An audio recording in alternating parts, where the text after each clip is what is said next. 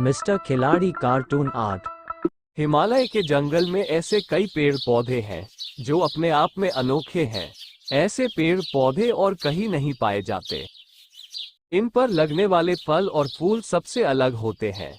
इन पर लगने वाले फल इतने मीठे और खुशबूदार होते हैं कि कोई भी इन्हें खाए बिना रह नहीं सकता। ऐसा ही एक पेड़ नदी किनारे था, जिसके पास सारे बंदर अपने राजा के साथ रहा करते थे। बंदरों का राजा बूढ़ा महाकपि था। महाकपि बहुत ही समझदार और ज्ञानवान था। यह मेरा आदेश है कि उस पेड़ पर कभी कोई फल न छोड़ा जाए। जैसे ही फल पकने को हो वैसे ही उसे खा लो। महाकपि का मानना था कि अगर कोई पका फल टूटकर नदी के रास्ते किसी मनुष्य तक पहुंचा तो ये उनके लिए बहुत हानिकारक हो सकता है।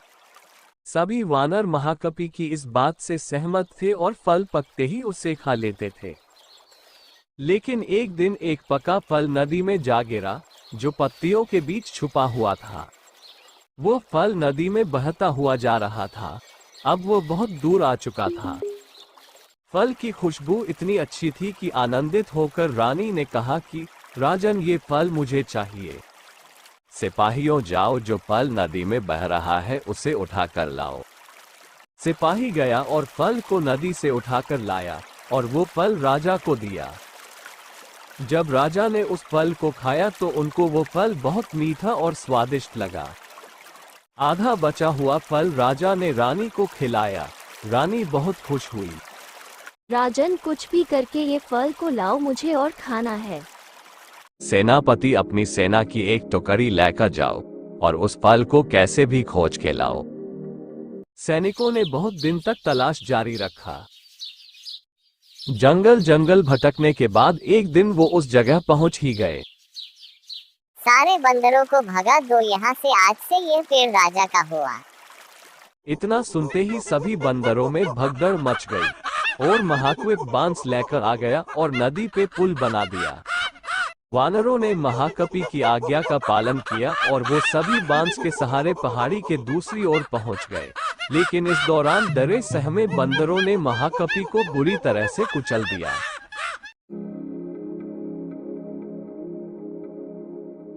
सेनापति ने तुरंत राजा के पास जाकर सारी बात बताई। राजा महाकपि की वीरता से बहुत प्रसन्न हुए। मैं आदेश देता हूं कि वानर को सम्मान पूर्वक लाया जाए और उसका इलाज किया जाए।